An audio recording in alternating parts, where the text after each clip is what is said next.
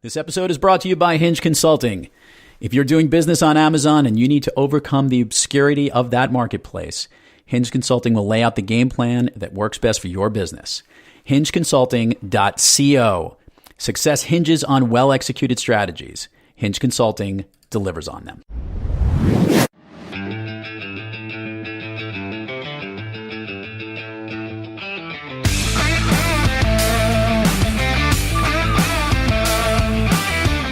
It's time to take an inside look at those that are taking their lives, their businesses, and their passions to the next level.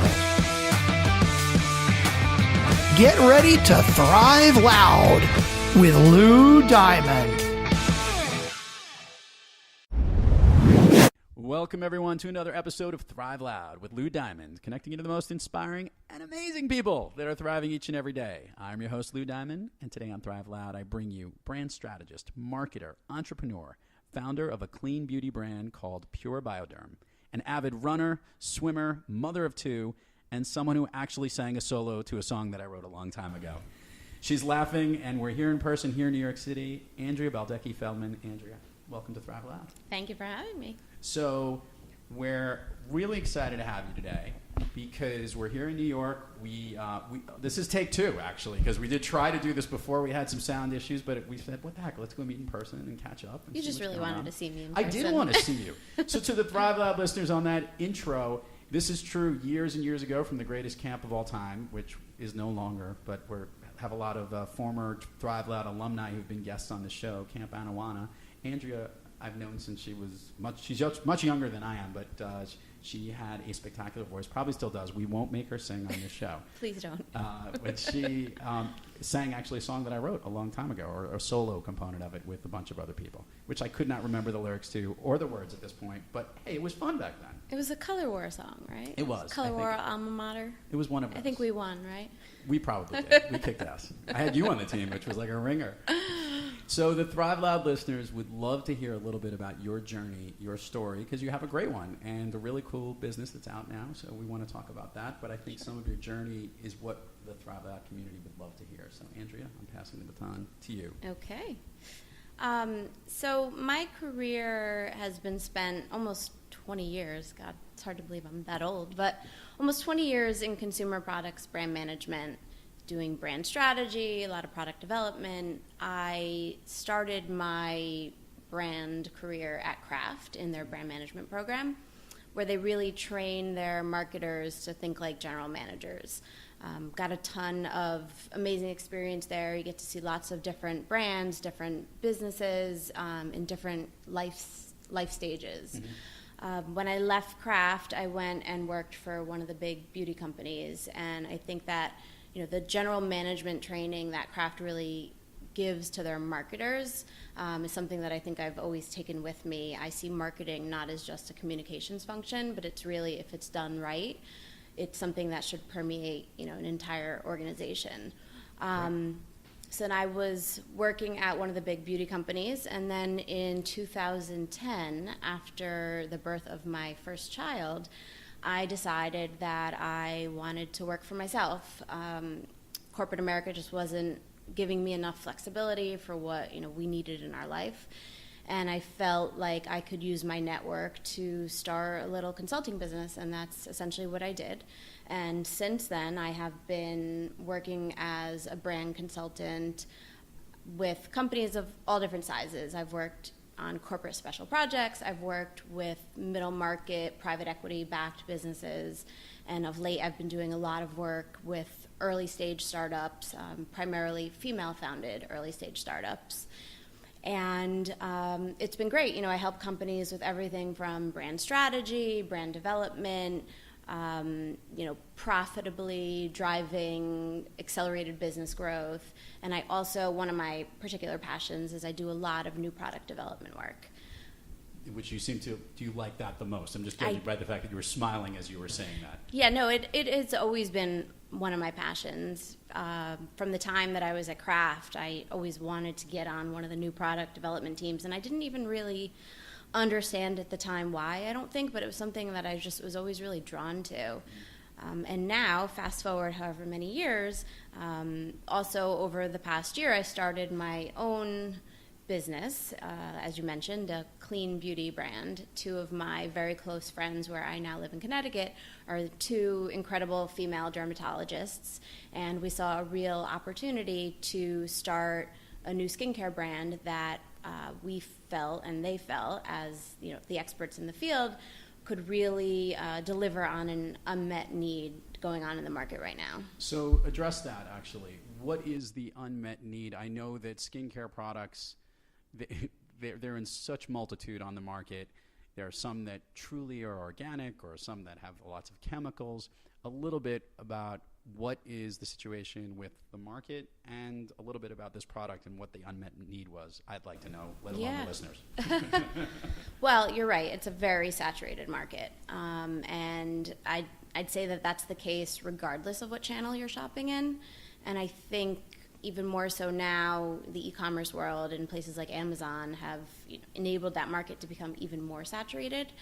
But there's also the trend that consumers more and more are smarter about what's in the products that we eat, that we put on our body. Skincare is no exception. Women particularly becoming smarter about what are the bad ingredients, or the ingredients that they want to avoid in these products. I think part of what's difficult is the FDA doesn't really regulate things like natural. And so the industry has been left to police itself and essentially come up with its own definitions. And I think you really see, on a brand-by-brand basis, brands are kind of defining what it means to them. But so my two business partners in Pure BioDerm are two incredible female dermatologists. They see patients in their office all day long. They really have their finger on what women need. But as relatively young doctors themselves, they are also very aware of, the toxic chemicals in the environment. Each of them have 4 young kids. And so there are also a lot of ingredients that they really advise their patients to stay away from.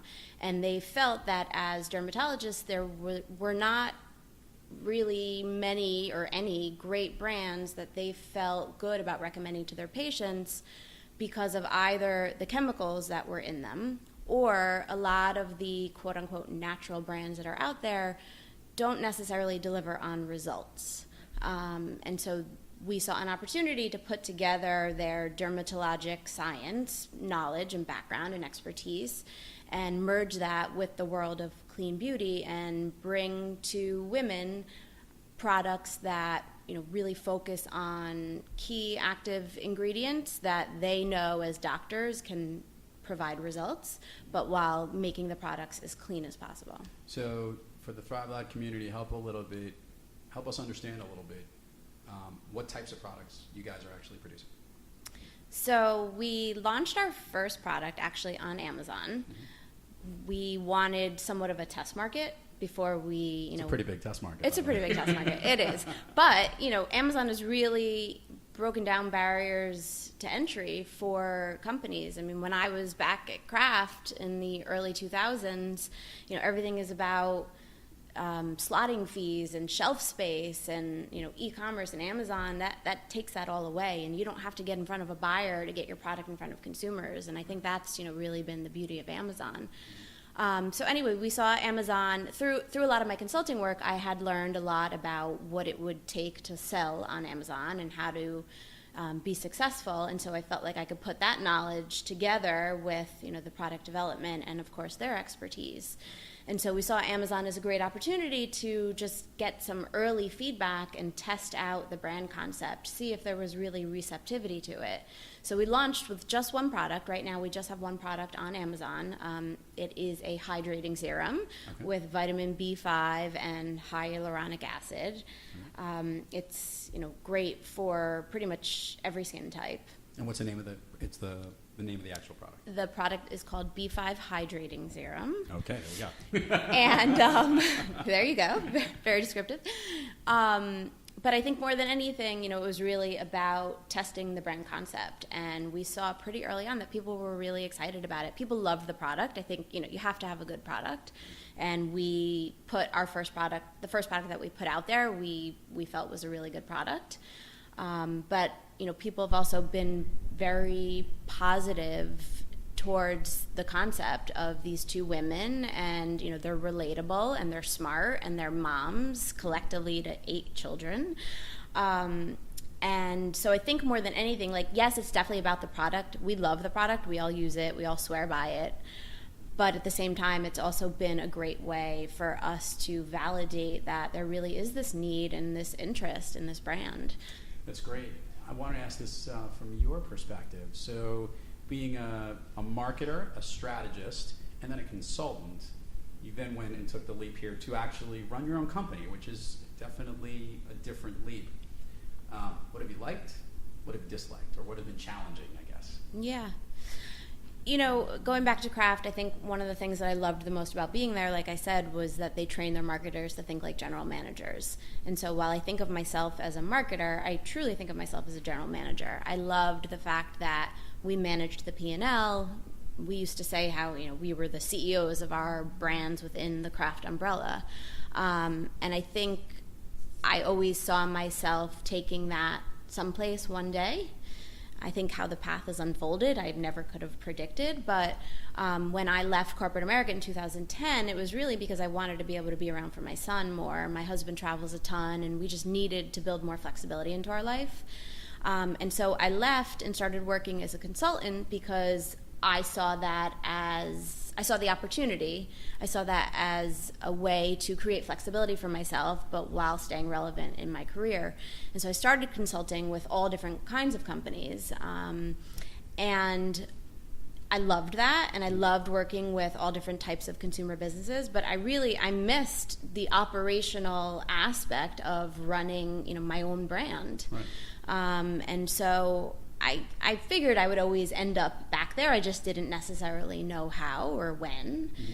And just a bunch of different stars aligned at the right time, and this all came together. I still have my consulting business, which I have a couple ongoing clients.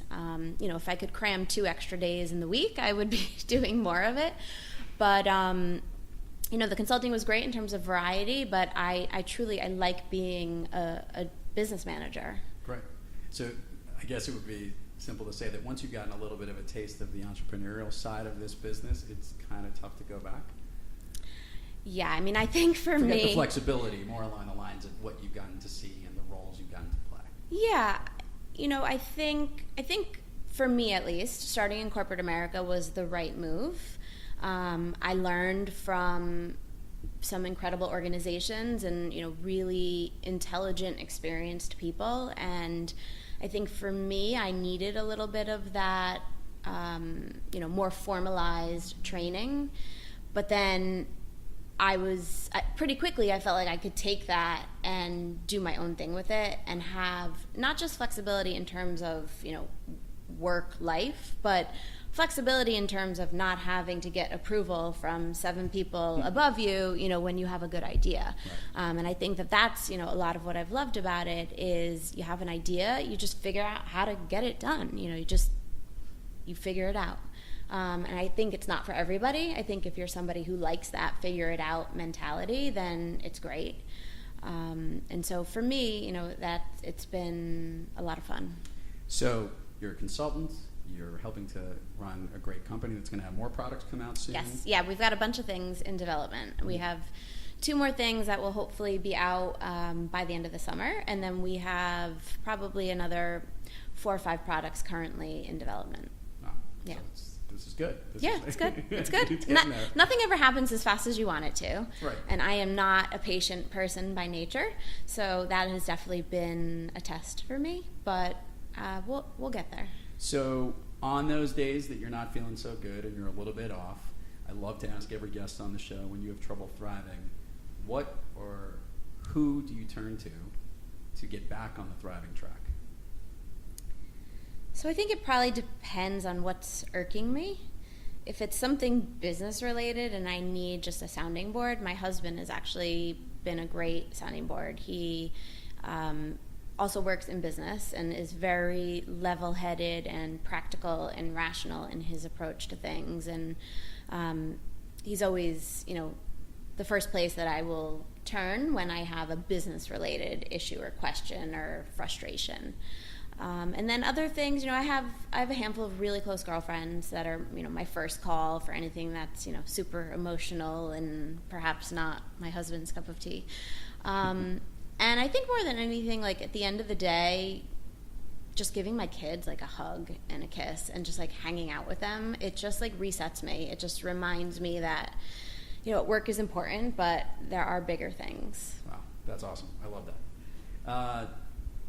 Now I also know I had to go down this avenue. You're an active runner. Yes. Okay, so talk to me. What is is it an everyday thing or a couple times a week?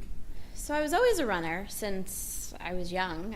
Back in Anawanna, I remember I used to go running around campus, and I ran track in high school. But the late night raids that you were running from Boy Scouts camp. That too. I was running from Myron. Running from security and the owners of the camp. That would do that. No, I've always been a runner, and I think, as you get older and there's fewer sports to play, and it's just an easy way to stay active. And so I think I did my first marathon actually with my husband. We were dating at the time. We trained for it together. And then I moved on to half marathons because marathons are just really long. And so I've done a lot of half marathons. But then when we moved actually from Manhattan to Connecticut, I had this idea in my head that I was going to do a triathlon. I was hell-bent on doing a triathlon. I also just needed not a break from running, but just I can't run every day. It just breaks down my knees too badly. And so I wanted to try something different. And so I hooked up with a bunch of people where I live is a really active community, and I'm right by the water. And so we swim outside in the Sound from June through October with wetsuits and everything. And it sounded crazy to me before I started to do it, but now it's like the highlight of my week. And a lot of them are also bikers, and so I don't bike as much anymore from when I trained for the triathlon because it's just scary with the cars. But I try to fill my week between like running, swimming, and because we've had many very serious marathoners, triathletes, even Iron men and women. Oh, a lot of the people I swim with are Iron men and women. So this is Olympic level that you're looking at, or what are you looking to do from triathlon? So I did an Olympic distance try. Okay. I think with 2 young kids and a job, I just can't devote the time to the iron distance. And I think my body would probably fall apart. I'm impressed with anyone that could do any of these activities because it's. I used to cycle, and just the thought of doing all 3 of them. Maybe the swim is the thing that intimidates me the most. But I thought that too until I started doing it, and I just found a really good group of people to swim with, and we had a coach who just like taught us how to swim properly. I think when we're kids, we basically learn how not to drown. We don't really learn how to swim. Right. And I've fallen in love with swimming, which was so unexpected. Gotcha. All right, so a couple more questions here. First, let's get the plugs out of the way. Where can everybody learn more about your company, anything, social media, links, websites, etc., Sure. so we can find it? So Pure BioDerm is at www.purebioderm.com. And our products are also sold on Amazon. And my consulting business our website is itwillbloom.com.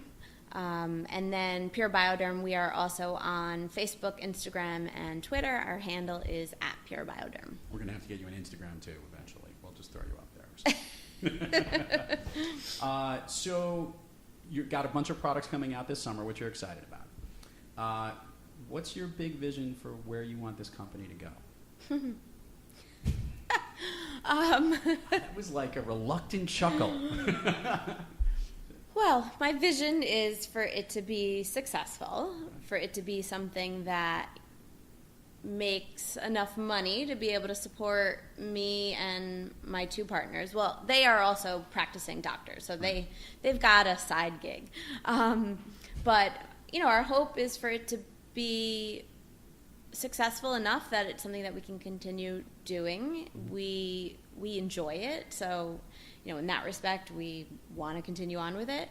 I think we view the brand being sold at a lot of the clean beauty online destinations like Detox Market, Thrive Market.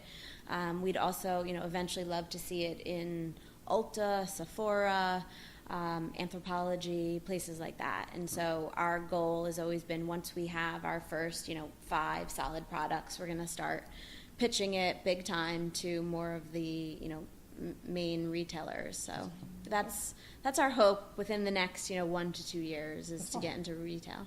Well, best of luck to you on all this, and I think it's great. And somehow I feel you're going to get there because you seem that determined type of person to make sure you will.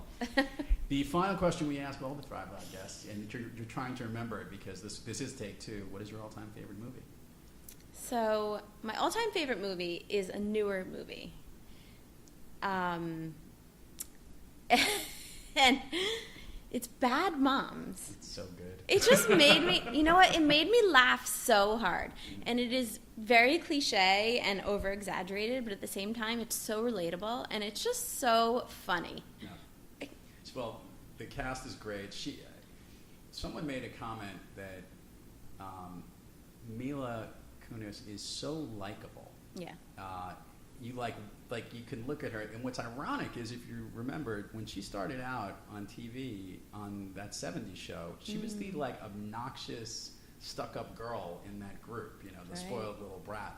And what's so funny is she's very attractive, but also she is warm, and you just look at her and you just get her. She's very real. You want to hang out with her. Yeah, you want to hang out with her, and she did that in that role. I think that was really who she was. I don't think that was too far of a stretch for her. So super funny. The first time I saw it was actually on an airplane, and I watched it twice back to back and laughed just as hard the second time.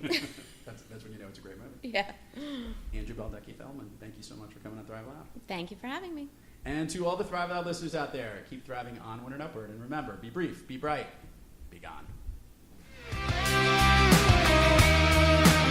You've been listening to Thrive Loud with your host, Lou Diamond. Make sure to subscribe on iTunes, Overcast, or wherever you get your podcasts. And follow us on Twitter, Facebook, and Instagram at Thrive Loud. Or find us on the web at thriveloud.com.